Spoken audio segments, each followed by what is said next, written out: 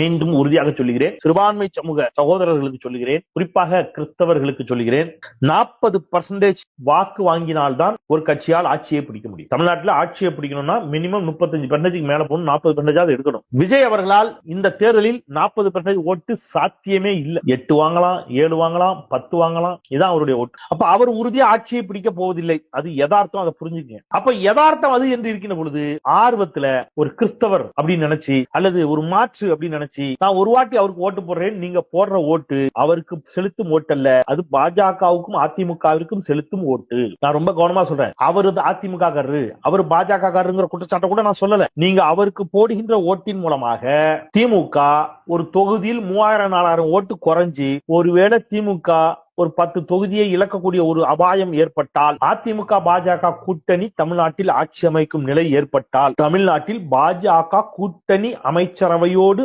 அதிமுக ஆட்சி அமைக்கும் நிலை ஏற்பட்டால், அதன் பிறகு தமிழ்நாட்டை எந்த கடவுளாலும் காப்பாற்ற முடியாது. ஏன்னா பாஜக அவ்வளவு கொடூரமாக தன்னுடைய கரங்களை விரித்துவிடும். பாஜக இன்னைக்கு ஒரே ஒரு வாட்டி ஓட்டு போடுங்கன்னு உட்கார்ந்தார் மோடி 2014. அகற்ற முடியுதா? முடியாது. தமிழ்நாட்டில் கால் வைத்து விட்டால் அவர்களை அப்புறப்படுத்தவே முடியாது. எனவே ஆர்வ கோளாறுல ஏன் ஒரு ஓட்டு தானே விஜய்க்கு போடுறேன் நீங்க போட்டீங்கன்னா, நான் விஜய் நல்லவராக கூட இருக்கட்டும், ஒன்னும் பிரச்சனை இல்லை. ஆனால் இந்த தேர்தலில் அவரால் வெற்றி பெற்று ஆட்சி அமைக்கவே முடியாது என்ற யதார்த்தத்தை புரிந்து கொண்டு யதார்த்த நிலையிலிருந்து வாக்குகளை செலுத்தினார்.